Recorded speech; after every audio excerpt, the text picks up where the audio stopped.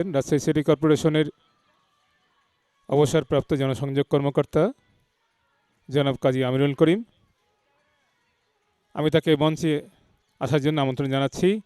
সেই সাথে আমাদের সাধারণ সম্পাদক রেফাজউদ্দিন বাবলু সহ মঞ্চে আসার জন্য আমন্ত্রণ জানাচ্ছি।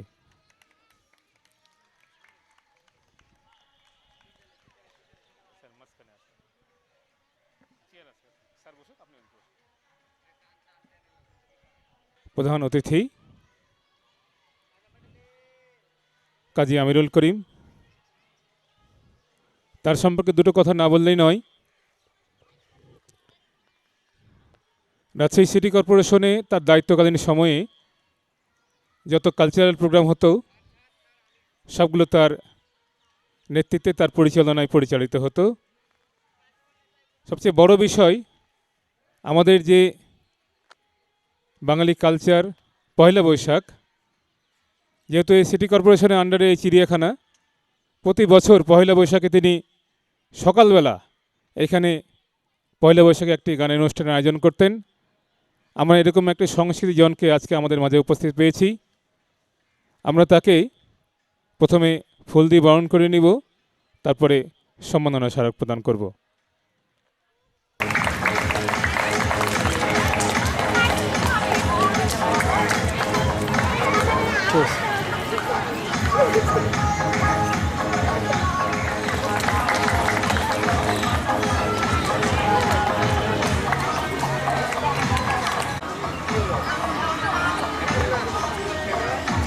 সাধারণ সম্পাদক রেফাজউদ্দিন বাবলু, আমরা তার কাছে শুভেচ্ছা বক্তব্য শুনব। বক্তব্য নিয়ে আসছে রেফাজউদ্দিন বাবলু। চলছে তো এই উপলক্ষে আজকের যে অনুষ্ঠান, সেখানে আমরা অনেক দূর দূরান্ত থেকে এসেছি। সবাই অনেক কষ্ট করে বিভিন্ন গান, বিভিন্ন খেলাধুলা উপভোগ করলাম। তো এখন যারা এখানে পুরস্কার পেয়েছে বা পায়নি, তাদেরকে পুরস্কৃত করা হবে, এবং যারা যে বিষয়গুলো শিখছে এই বিষয়গুলো আরও উপরে যাবে। তো আমার ভালো লাগছে যে এই শীতের বিকেলে সবাই আমরা একত্রিত হয়েছি 1 বছর পর, এবং প্রতি বছরে আমি আসি। এখন আমার সামনে যারা উপস্থিত আছেন, আমি তো মনে করি তারা সাধারণ নয়, তারা সবাই অসাধারণ। কারণ এই লাইনটা হচ্ছে সাধারণ থেকে অসাধারণে পা দেওয়ার একটা জায়গা। এখান থেকে মানুষ অসাধারণ হয়। গান, ছবি আঁকা, শিল্প সাহিত্য, এগুলো সাধারণ বিষয় নয়, আর এগুলো সাধারণ মানুষেরা গ্রহণ করে না। যারা গ্রহণ করে, যারা আসে, আর যারা আপনারা উপস্থিত আছেন, আমি মনে করি আপনারা সবাই অসাধারণ। আপনাদের ছেলেমেয়েরা এখানে একসময় অসাধারণ হয়ে দাঁড়াবে, আমাদের মুখ উজ্জ্বল করবে, প্রতিষ্ঠানের, এলাকার, দেশের বড় শিল্পী হবে, আমাদের একদিন গর্ব হবে। তো এই অনুষ্ঠানে আজকে আমরা একটা খুব ভালো মানুষকে পেয়েছি প্রধান অতিথি হিসেবে। আমি আসার পর থেকে এখানে অনেক আলোচনা করলাম, গল্প করলাম, একেবারে মানে বন্ধুর মতো উনি আমার সাথে আলোচনা, গল্পগুজব করলেন। তাতে বুঝলাম যে উনি খুবই ভালো মানুষ, আমি এর আগে সাক্ষাৎ পাইনি। তো যতটুকু পাইলাম তার জন্য আমি খুব খুশি। উনি হলেন জনাব কাজী আমিরুল করিম। জনাব কাজী আমিরুল করিম আজকে এই অনুষ্ঠানে আপনারা এসছেন, আগামীতে যেন আবার এই ধরনের আয়োজন হয়। আর আপনাদের ছেলে মেয়ে যারা আছে তাদেরকে যেভাবে শ্রম দিচ্ছেন, একসময় আপনাদের স্বপ্ন পূরণ হবে। তারপরেও আশেপাশে যারা আছে তাদেরকে ভর্তি হওয়ার কথা বলবেন, যারা এই ধরনের মানসিকতার, যারা ছবি আঁকতে চায়, আঁকার আগ্রহী আছে, যারা গান শিখে বা গানের গলা ভালো, আত্মীয় স্বজন, বন্ধুবান্ধব, এগুলোর মধ্যে যদি এই ধরনের প্রতিভা পান, আপনারা উৎসাহিত করবেন, রং ও একাগ্রিত একাডেমিতে ভর্তি করার চেষ্টা করবেন।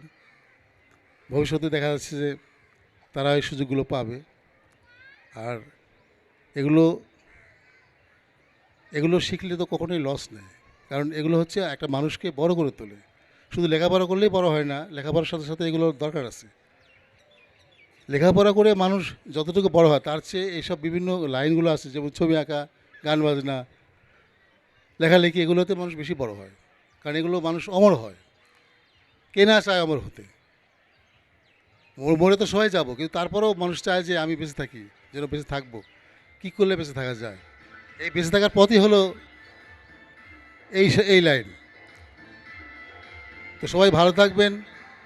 আর আগের সংকেত দেওয়া হয়েছে যে অল্প সময়ের মধ্যে কথা বলতে হবে। আমাদের প্রধান অতিথি আছেন, উনি কথা বলবেন।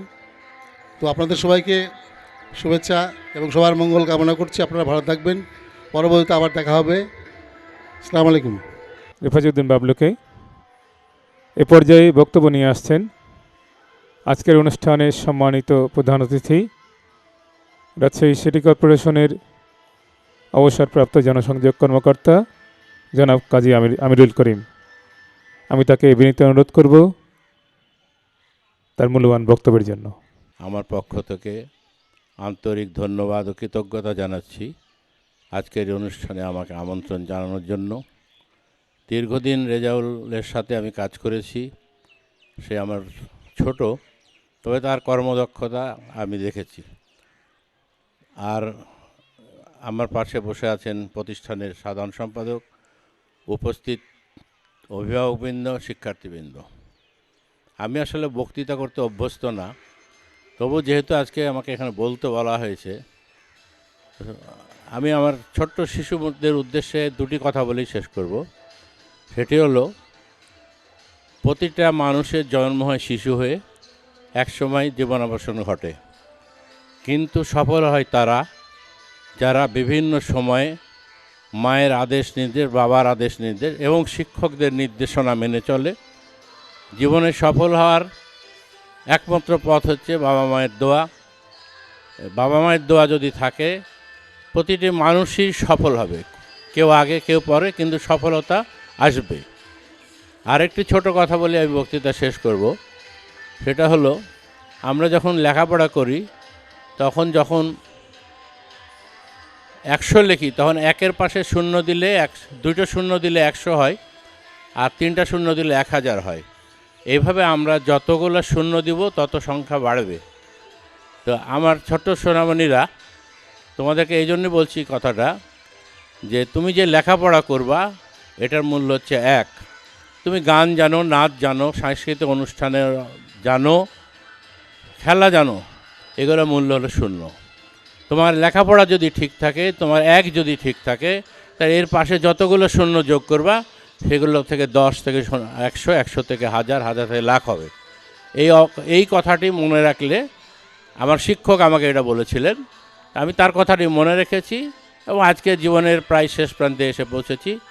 আমি এই আদর্শটি মেনে চলে সফল হয়েছি। তাই তোমাদের সবাইকে এই আদর্শটি মেনে চলা ধন্যবাদ জানিয়ে শেষ করছি।